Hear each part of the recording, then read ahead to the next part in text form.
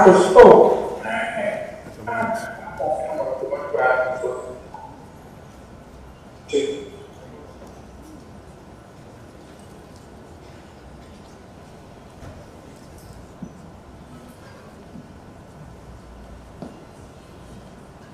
Whilst Engineer Bepon mounts the stage, we also welcome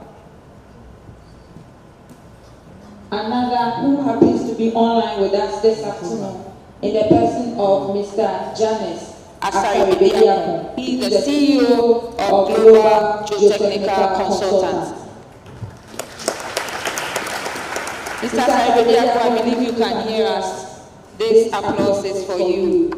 Thank you very much for accepting to be with us today. The next is our mother, our big sister, and our auntie, Mrs. Mary Arthur, who is also the Quality and Food Safety Manager, OFI Ghana. Oh, clap well, clap well, clap well. Keep clapping. So she sits, keep clapping.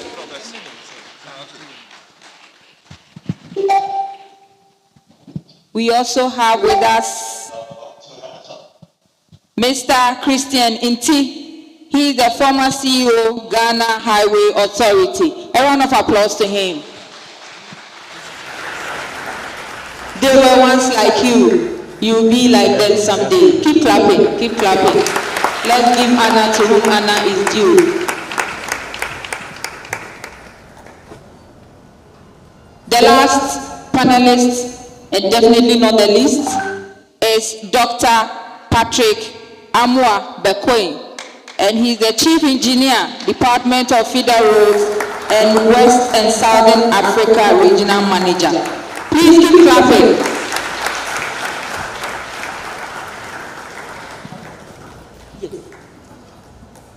Ladies and gentlemen, you are warmly welcome back to KNUST and to the College of Engineering.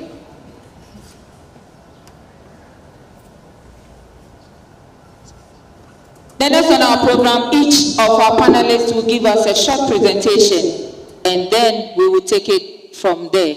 So the first will be for Engineer Bempong.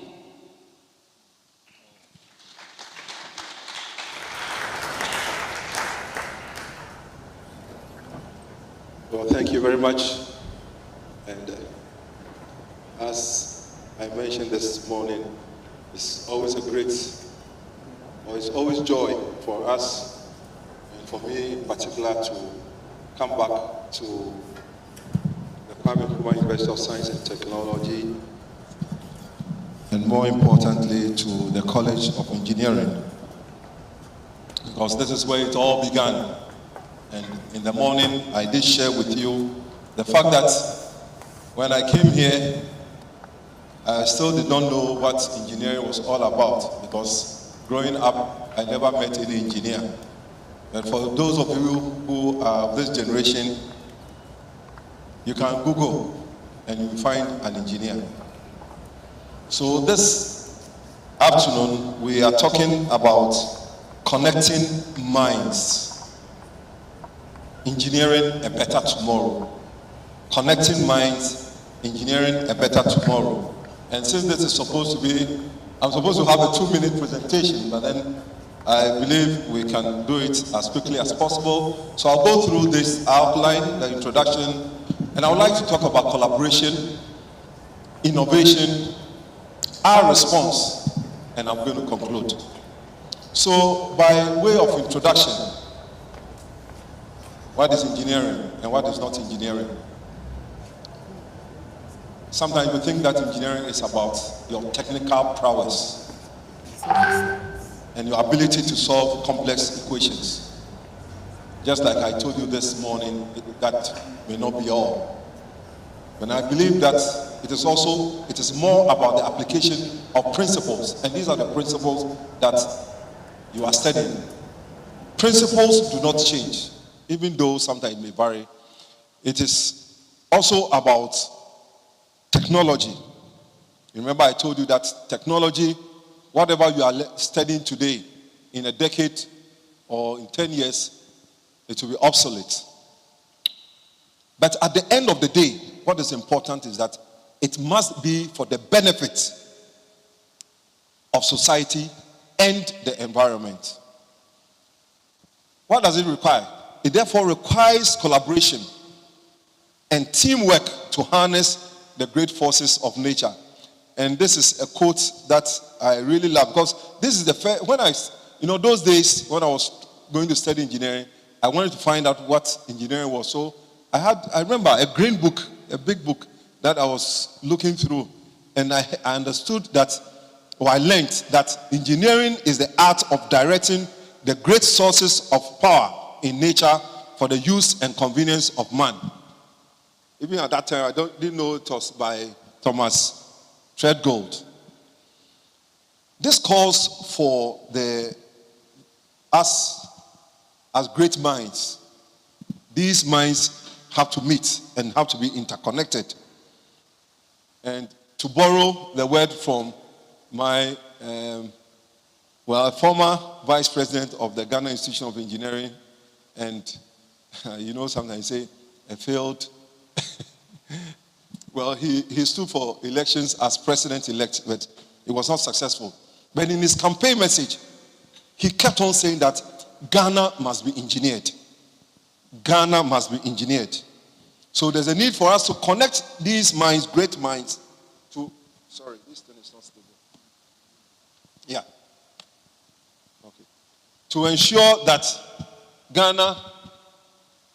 How do I see? Ghana is engineered. So I would like to give you my personal journey from KNUST to date, because that is what I was asked to do. So in terms of my personal journey, I studied the Bachelor of Science in Civil Engineering from 1990 to 1993. So it's a 990 year group, and then we completed in 1993. And those days when we were not many, we were only 28. So I was chosen to do my national service here on campus as a teaching assistant from 1993 to 1994. And thereafter, I gained, initially I wanted to be a lecturer. I have to be frank with you. So even after my national service, I stayed on. But the one whose name is, or one who is named after this place, Professor KUMAPLAY, at the time, there was a move that I didn't like, so I left. I left after maybe 3 months or so to Accra to seek greener pastures. And I happened to land at Associated Consultants Limited in 1995. I remember very clearly, on 5th January 1995. Thereafter, whilst here, and that is why I always come, because KNUST gave me the opportunity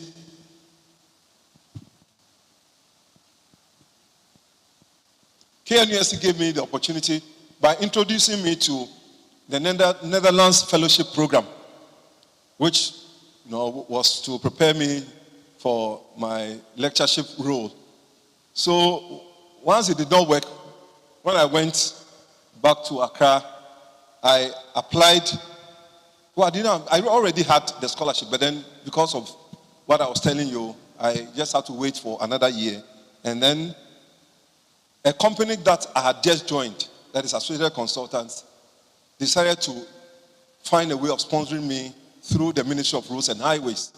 And through that, I was able to get admission at the TU Delft, who had mounted the program at the IHE. I'll not go too much into details. So, what happened at KNUST during my days? And this is one thing that I want to share with you, because I found it so beneficial when I went to do my master's program. I realized that the courses that were taught here were very rich in content. Sometimes when you have good things, you do not value it. It is only when you go out there that you realize that, hey, because a lot of the courses that were taught at the master's level, I already knew them. I even remember, and I always say it, that we were given a course in I think soil mechanics. Yeah, soil mechanics. And the whole class, we were from 15 different countries. 15 different countries. The whole class, I'm proud to say I was the only one who was able to solve the question. Why? Because we were not, the questions are set even before the examination. So if you are unable to complete the course, subject or the course during the regular lectures, the question has already been set. And you have the literature, so you have to read. But when I saw it, and it was an open book examination, oh, KNUST boy, you're giving me open book. What are you talking about?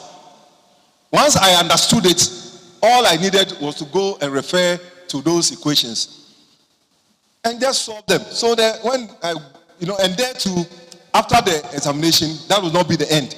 You have to go and defend your mark. So if you go and it is seen that, oh, they were marking over 10. If you were given 7 is a pass mark. If you got 7 and you were able to prove that you could have done better, maybe you get 9. So that's what happened. And then the man asked me, how is it that you were able to solve this question? I said, oh, this thing, we did that at KNUST. So I didn't see it to be anything. And this is the point that I'm making here. Now, we are also taught we're taught to think. Thinking is very important. Thinking. It is not about your ability to just, like we always say, chew, pop, pass, and forget. And you just regurgitate what you have been taught. That is not what you are supposed to be thinkers. And to apply principles through practical demonstration. And above all, teamwork and collaboration. Very, very key. Because as engineers, we do not work in isolation. We work together. So I have to understand what the electrical engineer is saying. Because engineering is a language. You have to master that language. Otherwise, you'll be speaking pidgin engineering when you get out here. So master that language. And this is something that was instilled right here at KNUST. From first year, you'll be working in groups. All those groups studies, it is about collaboration.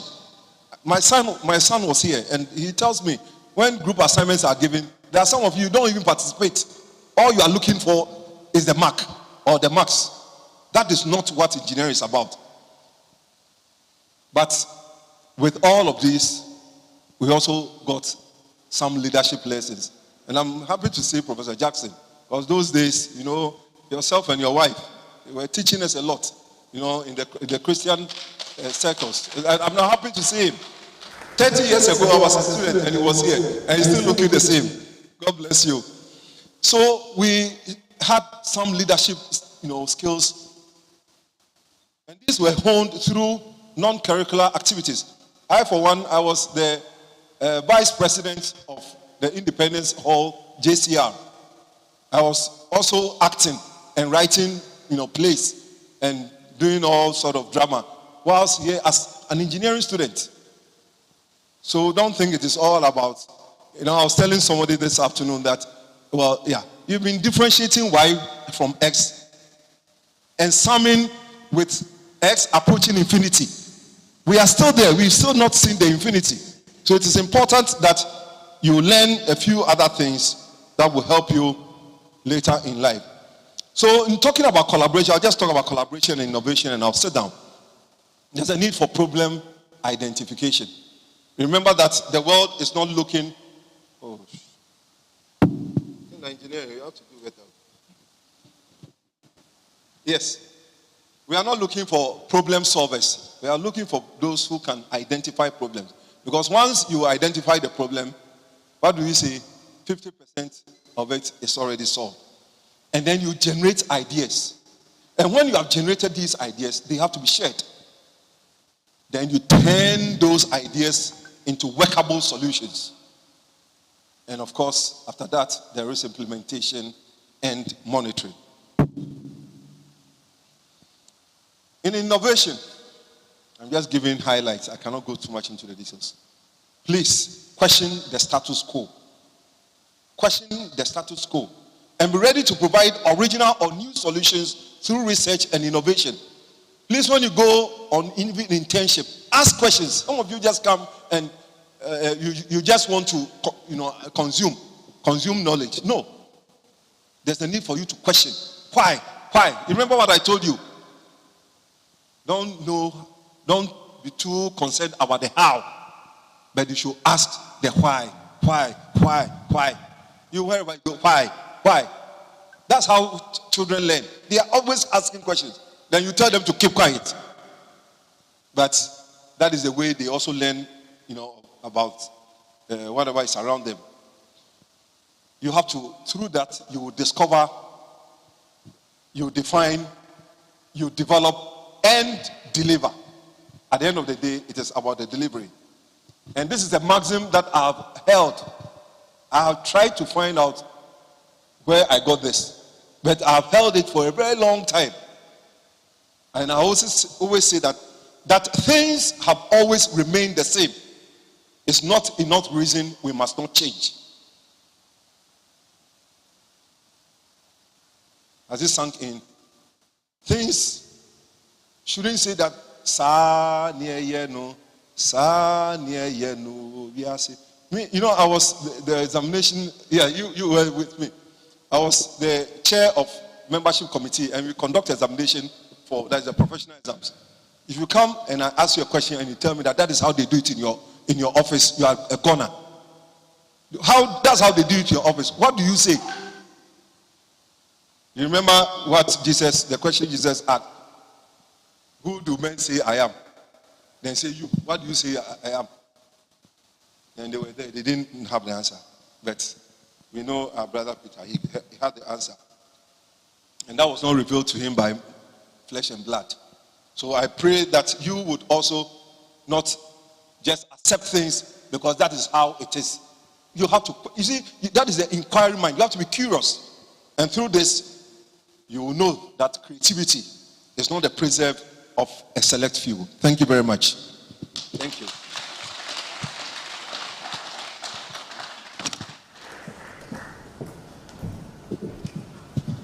Thank you very much, Engineer Bempo, for your presentation. When we ask you to do engineering in society, an opportunity for you to go out there, identify a problem in your society, and attempt to solve that problem using your area of expertise. Some of you just go and copy and bring a report. Engineers say that engineering, as we always tell you, you should be able to use it to solve societal problems. And he has given us an elaborate guide as to how to be functional and be relevant in our profession that we have chosen. Thank you very much, Engineer Bempo, for your presentation. Before we go on, we want to introduce some other dignitaries who are among us. Professor Jackson is among us here. Prof, you are warmly welcome. Engineer Sayewa, thank you very much for also being here. He is the board chair for the Industrial Advisory Board for KEY. Thank you very much. And he's also with Associated Consultants. Thank you so much, sir, for coming.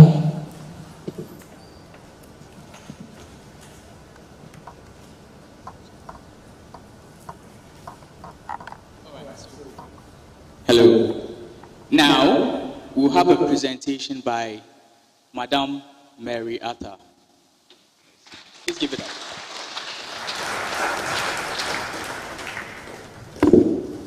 Good afternoon. I'm really privileged to be here. I was told that I'm supposed to use 2 minutes, so I decided that I'll summarize whatever I have on a slide, but I will do a bit of elaboration.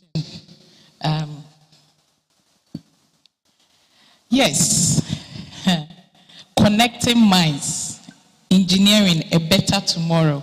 I think the first speaker has spoken about a lot of things, but I want to deepen one aspect that is actually on my heart, and that is on the issue of how do we fit in society after graduation. So engineering in society is what I want to speak about. And why I want to go that line is, I realized early in my career when I was doing my national service, and let me say this. For me, I have been in the food industry. So my name is Mary Atta, graduated BSc Chemical Engineering 2006. So I have my provost here, Professor Jackson, God bless you. When I was in school, he was the then dean of School of Engineering. That time it wasn't a college, it was School of Engineering. But you are privileged to have a college. I think you should clap for yourselves.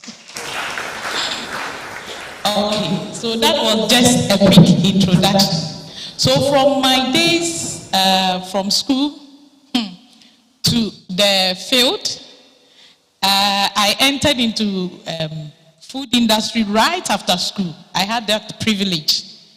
And I remember there was a course in chemical engineering, that's food processing technology. I remember that course a lot.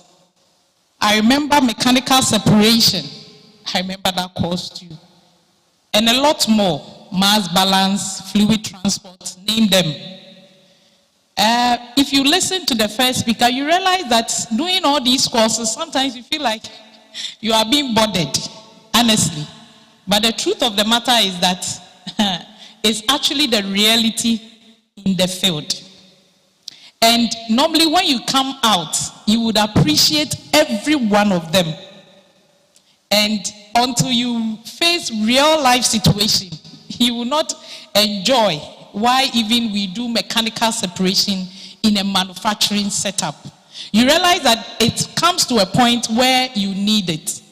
So I started off my career as a technician engineer in my national service days. So what do I mean by that? In Guinness, Ghana, they had a utility department, which was under the engineering department. And I happened to be there to do my service. And it was amazing. At that time, when they picked us, I was the only lady that joined the engineers. So we had electrical, we had mechanical. And I needed to fit in that environment. It was like, why would they put me there, not take me to the brew house where I would do the processing and all that? But I realized that I had all the capabilities that I needed to.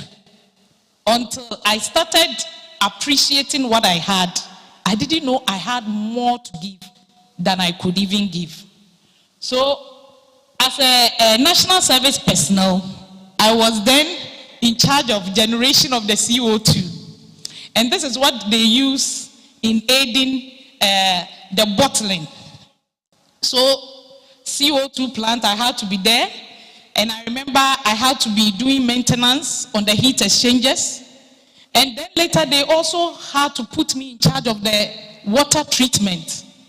And I had to make sure that I do my work well. So I did a blend of what I had learned in school.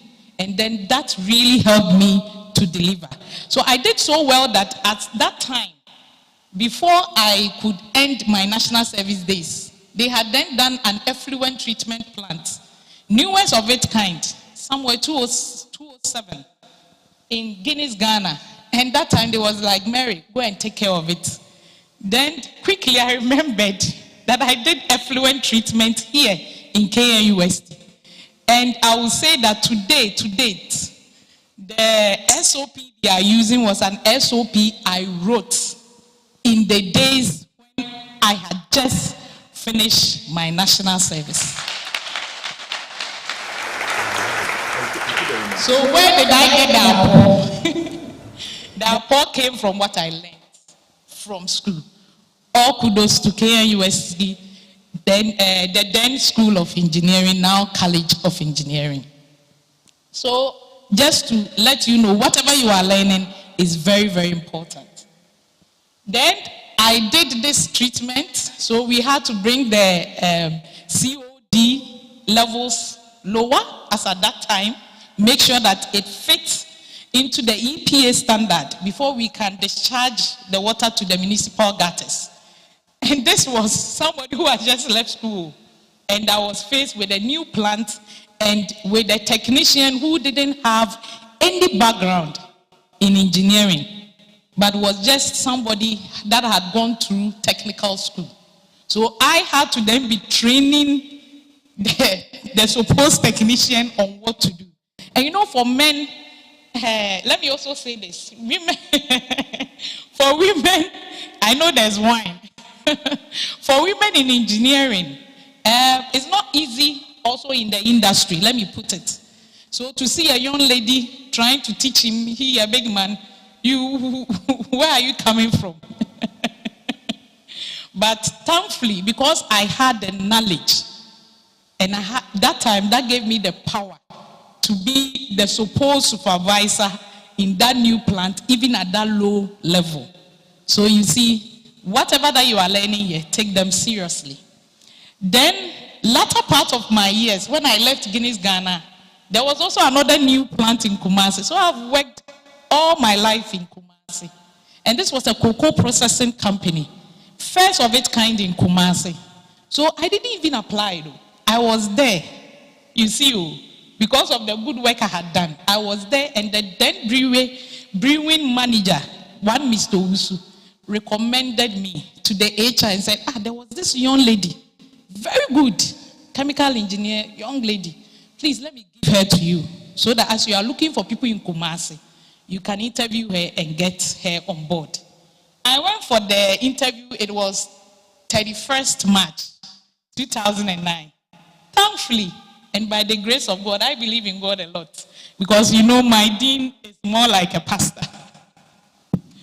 Okay, so by the grace of God, I had the opportunity to be employed.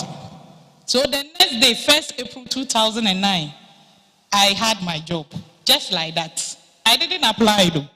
So it's, I will go back to the first speaker. He made a point.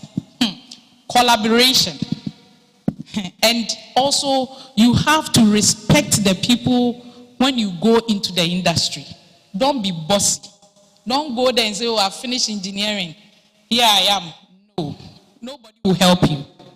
You will be there.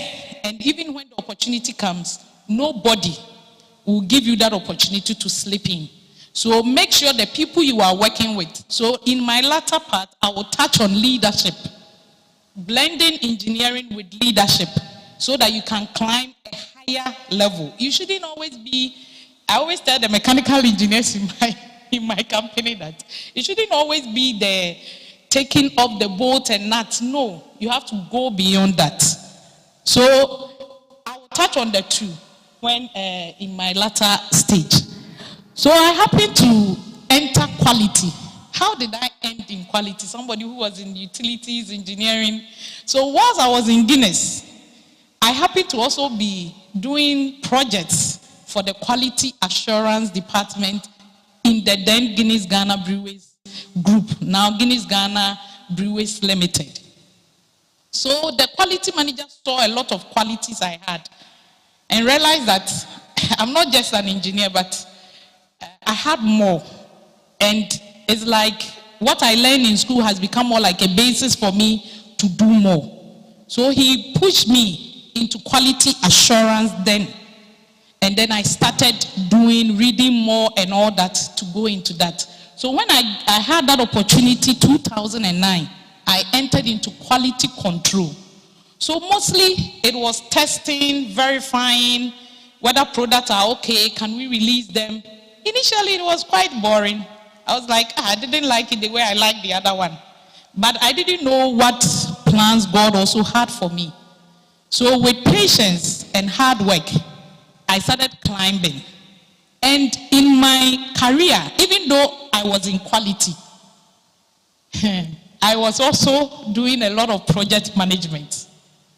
So the then general manager of ADM Cocoa realized that even in the quality control, there were a lot of potential I could there were a lot of capabilities that I was exhibiting, not just somebody who can test, verify. So we had a tank installation, and that time they wanted to use local team. So they called me from the quality department and said, you have an engineering background, come and lead that project. So I led that project together with one mechanical engineer, and together we were able to install a storage tank. And the tank, how we did it, that one too was through a lot of thinking. So initially they wanted to remove the roof because the place we wanted to do the installation is a confined place. But we came with an idea that no, why not do a trolley and then give it some wheels so that we can move it and then send it through a shutter door that we had there for movement of equipment and be able to do the installation through that route instead of doing the opening of the roof and doing the whole crane, bringing it down and all that. We did that and we reduced the cost of the project, and successfully, that was around 2011, even though I was in quality, we were able to do that project without any safety incident, which I will let you understand when I say safety incident. To be in an industry and not have a safety incident means you have done the work and you've done it in such a way that you have taken all the needed risk, you have mitigated the risk, and out of that, the personnel that did the work are safe to go home the same way they came. So that happened whilst I was in the quality section. Then, latter part, I entered into the supervisory level, heading the sections that were into the verification and testing. That also wasn't the only role I played by then. I had to also be a chief site person for safety and health. It started from there. So they saw a lot of potential. So I have to say, KNUST really is doing a great job. And you will leave here probably with a BSc Mechanical, BSc Civil, but let me state this today. There are more you can even do, if only you see yourself as capable. So I entered into assurance, and then through the assurance, climbed higher to move for the, I would say it's like for a department. So for that time, I was in charge of making sure the company is meeting all the things in terms of food safety, in terms of quality. So somebody would say, I didn't do biochem, I didn't do food science, I didn't do all those food things, the science by us, but I did chemical. So how did I survive? So that is collaboration. I collaborated a lot with other professionals, and today, even though I don't have a microbiological background, I can understand everything when they speak in my field of work. Then as I'm standing here now, I am in charge not just for the quality, but the entire site quality and food safety, all through the same hard work and the knowledge I gained here in KNUST. In addition to that, I happen to be the national coordinator in my business, the national coordinator for safety, health, and environment. So apart from being in the quality, I have this specialty to ensure the business is putting up the right models to make sure our personnel are safe, both on the field, both on the road, wherever they find themselves. And this is my little journey after school. So,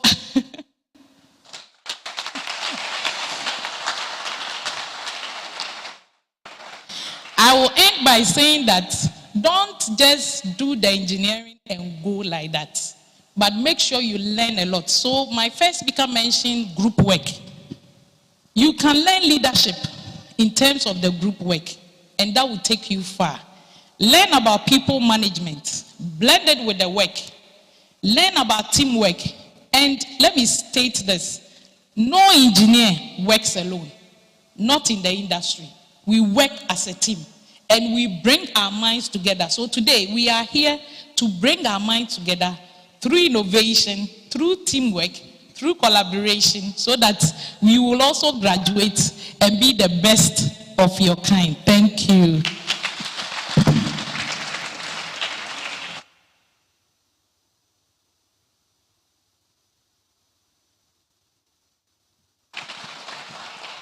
A beautiful journey so far. Auntie Mary, thank you very much for taking us through your journey from KNUST to where you are today. She says that we are doing our best. We are pouring ourselves for you. Don't see it as trouble. Okay, your lecturers, we are going all length to make sure that we give you what is relevant, that when you step out, you will be able to make the difference. We will give, but make sure that you open yourself to take so that you can make the impact that they are also making on the field. Thank you very much, Auntie Mary. The next presentation. Yes. We'll have the next presentation by Mr. Janice. We are working on the items, but then here's one thing I'd like to share with you guys. Madam Mary Arthur over here rose from the ranks of chemical engineer to industrial engineer practically, right?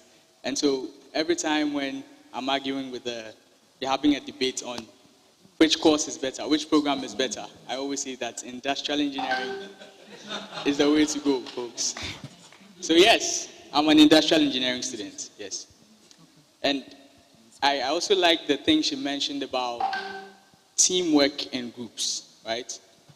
I see a lot of final years over here. They're working in groups. It's one of the things that causes you headache during this period, right? I think you should take care of your mental health as well. It's very important. But then learn the skill of working with people in a team, right? It's very, very important. Hey, give it up.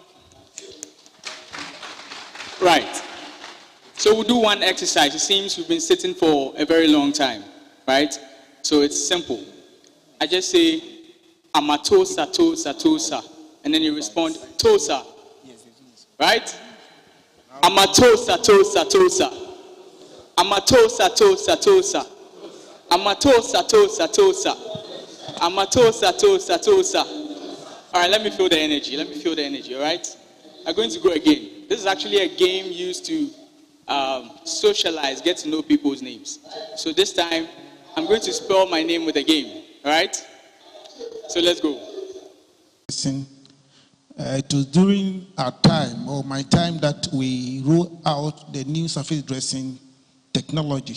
Before this time, we were doing just a normal chipping and type of bitumen that was not actually helping the bitumen to hold the chipping well. So we developed a technology with the assistant of Australia, SMEC.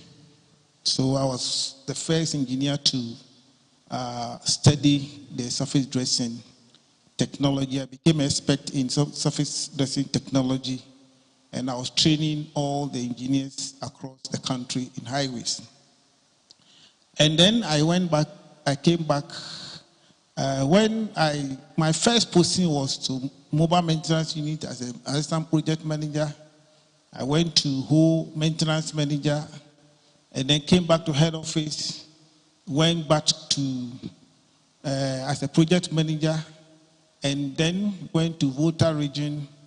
My first Volta region, went back, came to Kumasi for 2 years, regional highway director, went back to head office as deputy chief executive maintenance, before finally becoming the chief executive of Ghana Highway Authority.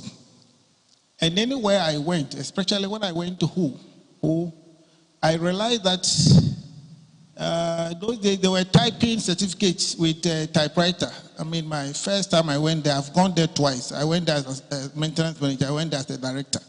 When I went there as a maintenance manager, they were typing the certificate with typewriter. And when there's a mistake, you have to do everything and certificate preparation can take weeks before we complete. So I was asking questions, and let me quote from George Shaw, Bernard Shaw. He says, some men see things as they are, and they say why. But I dream of things that never were, and say why not.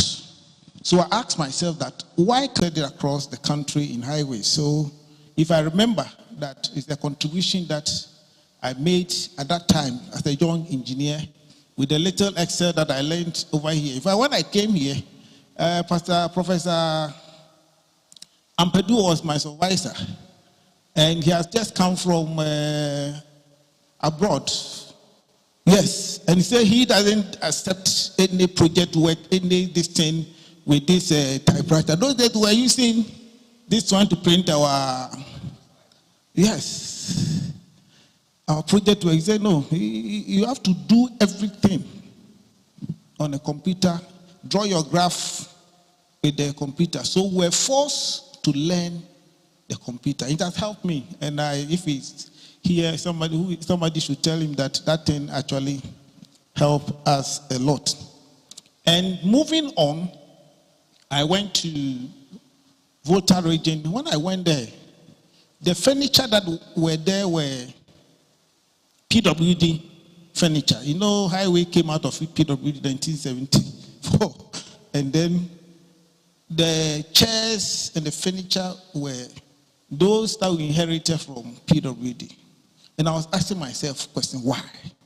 Why do we still keep chairs? I went there in 99. No, 97, yes, 97. So I started asking questions, why do we still keep the PWD chairs?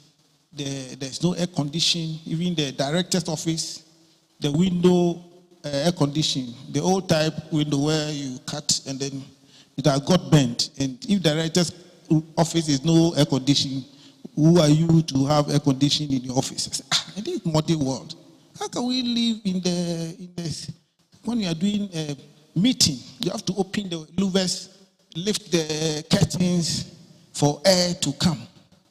I say, no, I don't accept the status quo.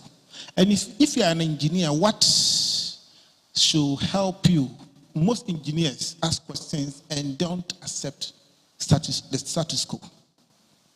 I hate people who say that, oh, this is how you have been doing it. This is how you have been doing it. You just came, this thing has been there for a long time. I hate that kind of statement. So I was asking, what can we do to change the status quo? So what I did was that in our contracts, we have the general items where we have some line items made provision for the maintenance of the engineer's office, maintenance of the engineer's resident, for the vehicle and all that. So I picked all the contracts and I itemized all the money's provision. And incidentally, almost all of them were intact there. The answer they will give is, oh, these contractors, if you ask them, they won't bring. Oh, they live there. If you tell them to bring, they will. So I told my director at that time, say, can you please allow me to initiate a move, write the contractors so that they supply these items. Oh, you see, these people, even the worker we have told them to do, they are not doing it. To tell them to buy this and that and that. So finally I convinced him and he said, go ahead. I did the letters, plenty of them, and distributed the letters. They just went. 2 weeks, 3 weeks. We were there, then cars were coming. Because I distributed the amount for swivel chairs, for air conditioners, for laptops, for this, whatever I think we need. I just wrote a letter, bring us this one, bring us this one, bring us this one. So we were there, I've even forgotten. Then they say, oh, a contract, somebody has brought furniture. For what? Are you not the one who said we should buy furniture for you, a laptop for you? Then I remembered that, oh, this is what we did. And because of that, the whole office was changed. All air conditioners, in those people who have stayed there from 19 whatever, same PWD time, they have never seen air conditioning in their office. All of them were beneficiaries of the air conditioning. Let's move on. When I came to head office as the chief executive, and even what I left was that I realized that when there's water shortage, there is always the whole town. You don't have water because it's lying on a hill somehow. So what I did was that we will sink a borehole, very deep one. So anytime there is water shortage in the whole of Volta region at that time, people will come to the office there. Our staff will just take the water and take it to their houses. And up to today, they remember that, oh, this water has helped us. So when there's a problem, as an engineer, you find solution to them. At times, when I was there as the chief executive, somebody will come and then rush into the chief, there's a problem, there's a problem, there's a problem. I say, cool down, cool down, cool down. I'm here, I'm being paid for solving problems. So what there's a problem, you are going to get, your BP will be going up. Me, I am prepared. That is why I'm here. And you have to find solutions. Solutions 1, 2, 3. When this one works, when this one doesn't work, another one can work. So we don't close our mind that because somebody did it and it didn't work, and therefore that is all. We will not try it again. And when I came to head office, one thing I realized was that workers were coming to work late. You need to ask questions. You need to ask why. You need to analyze the situation. So when my secretary was coming to work at 10:30, and I was asking, Madam, 10:30, oh, chief, that is how we come to church. I stay at Kasua. I wake up at 5:36. When I sit in the trotro will do whatever. What do they call them? They'll be sweeping the passengers. So you'll be taking people before you get to the station 10:30. And you know what? They also close at 3 o'clock. Because if they close at 5 o'clock, they'll get home at 10 p.m. By the time they get home, their children are sleeping. So he told me that this is the situation. That is why he's doing what he said. Oh, this is a valid problem, but we need to solve it. So I started looking at analyzing and finding how the solution will be. Incidentally, we've had some buses that we've bought, and instead of using to pick the workers, they said that, oh, the running costs, the workers should pay this amount of money. The workers said that the money is too much. We would prefer taking trotro than to pay that amount of money. And because of that bus were lying there, they packed them. Some of them have been sent to the regions. I remember when I was in Ashanti region, we were having one bus here. I didn't know why the bus was here. Not knowing that they were in head office, they couldn't fuel them. They sent one to Tamale, they sent one to Kumasi, and 2 were packed at head office. So, okay, I wrote the letter and I withdrew all the buses from Tamale, from Kumasi, and there were 4. And then I wrote a letter to a contractor to give us fuel and charge it against for the engineer. As for the engineer, the people will be here. When we are preparing the contract, we put enough provision for the engineer before the engineer's representative. So if you don't do it, if you don't have the foresight to do that to be able to solve your problem, that is your own cup of tea. So what we did was that we now made some contractors to buy fuel coupons for us. And then we started running the buses. So as I speak today, workers have buses that take them to work, and therefore they relax. They close at 5 o'clock, relax, go and sit in their cars with the buses because we have distributed them to the various destinies. And when I left, they told the people that will be touched you if you don't continue with this bus, this thing. Once Mr. Idea has left, how he was managing to get the fuel people to continue. And I'm happy that as we speak today, the buses are still running. And that is an innovation that I can. And then also, since the highway was set up, if you come to a car park in those days, the car park was, we have a lot of potholes. Engineer Bimpong can testify. When during the rainy season, you can be running through potholes and to be splashing mud on people. So when I became chief executive, I said, why? A leading institution in the highway industry. And this is our car park. Unacceptable. Unacceptable. So we need to package a project for a contractor to do it. And when we were doing it, we didn't just do it anyhow, just to do asphalt and this thing. I involve our engineers, those in road and safety, contract, to design for us to discuss so that we can put in certain kind of like a teaching aid. We've put what is zebra crossing there. Not that because we want to make it a public road, but just to give people, the contractors that come there. We have put speed limit. We have put a lot of things just to give it. And I remember Professor Adam said he will bring some students to come and learn. And we told the contractor who was doing it that this place, you can't do it anyhow. The line cannot be like this. And you cannot use any paint to do it. You have to do it the standard that we can. And therefore, when it was done, as we speak now, incidentally, when I was going on pension, they named the car park after me.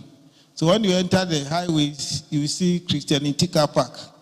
So if you go to highways and you see Christianity car park, probably they are acknowledging the work that we did. But what I want us to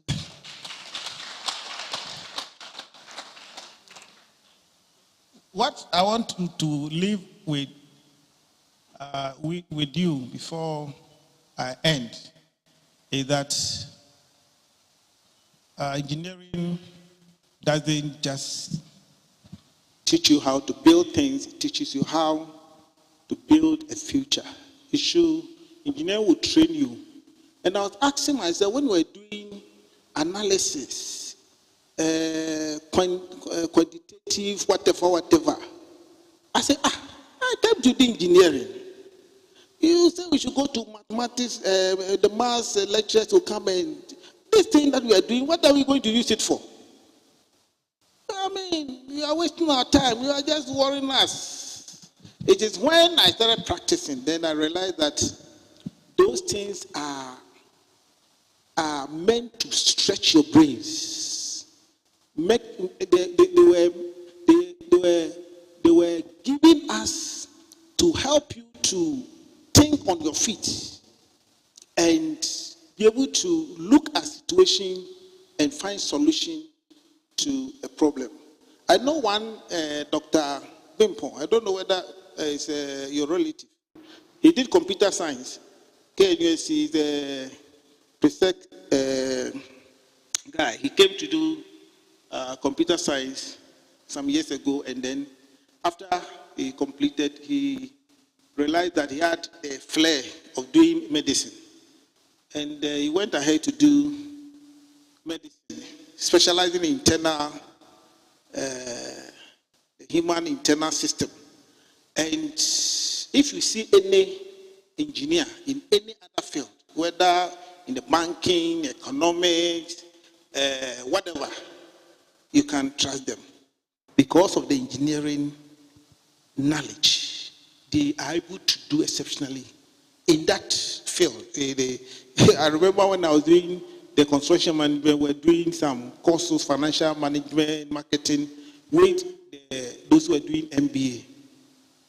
And anytime we have to do presentation, they will push me forward. I should go and do the presentation. What do you see in me? Because they realized that the way I was able to analyze things, no, you should be our team leader or our group leader to do the presentation. And I enjoy it because it helps you to be able to think on your feet and be able to approach situations and problems with optimism. You are always hopeful that this thing can be done. It has not been done by anybody. But you think that to every problem, there is what? A solution. So the engineer always think positive and is always thinking solution. Thank you very much.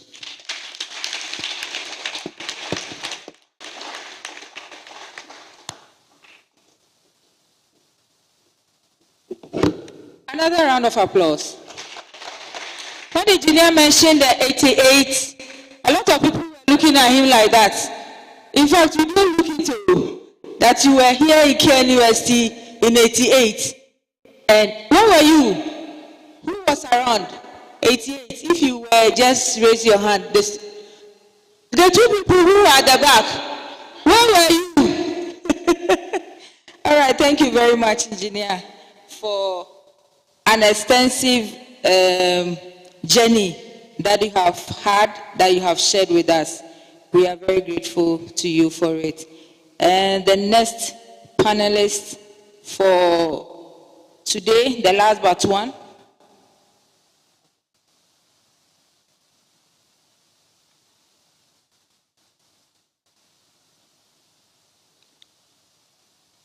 Is another engineer, Engineer Dr. Patrick Amwa Bekoe. A round of applause.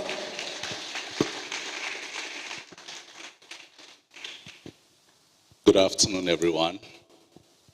Really excited to be here with my senior men, and exactly when they were talking, I was thinking of the first time we met Prof at the auditorium, and they were arguing, a group of professors arguing whether God is a civil engineer, an electrical engineer, or a mechanic, and they were the college professors, and every Prof Jackson argued strongly that indeed God is an electrical engineer. But interestingly, today we have 3 civil engineers and 1 chemical engineer. I'm wondering whether God is in our midst, but anyway, once again, thank you, and I'm really excited to be here.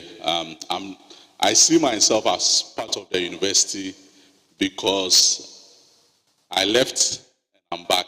I'm teaching over here, so I can say that I'm indeed part of this university. But the topic at hand is connecting minds, engineering a better tomorrow. And I looked here because I was wondering, I just want Bimpon to confess that I have not spoken to him for the past 2 weeks. Yes, and the only time we spoke was I think this afternoon. And you wonder whether I dabbed him or he dabbed me. Because what I'm going to present, he's basically said a lot. Mom, Mary has said a lot, and my boss, actually, Christianity is also my boss. He said a lot. But I'll go ahead and repeat most of them, but be snappy at the same time telling my story.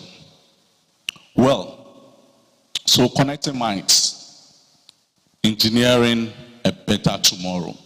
There were 4 things that came to my mind when I saw the topic. And one of them is, what is the engineering mindset? Engineering mindset. So in telling my story, I'll tell you a little bit about the engineering mindset.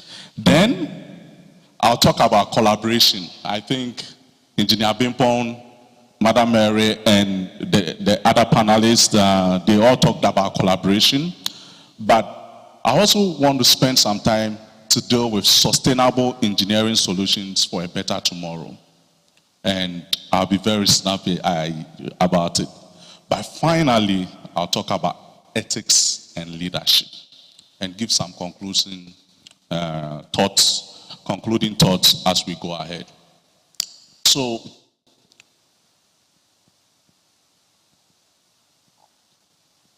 in June 2002, I graduated from this noble university. And I graduated not knowing what I was going to do. Yes, a civil engineer, but I was wondering, should I do structures? Should I do highway? You know, those times, those civil guys, you normally would do about 3 or 4 specialization. But I was so passionate about doing structures, and at the same time, I had been asked to be a TA. But I just felt that, well, I needed more practical experience. So, Prof. Odai, now I have to be careful about the terms. Then he was Mr. Adams, but now Prof. Adams. They actually helped me a lot in my career. They approached me, they said, oh, I should be a TA, but I had a very, let me say, hearty conversation with Prof. Adams, and he said, you know what, go out. And I remember also telling Prof. Esiewa that one day I will come back to this university to teach, because I love to teach.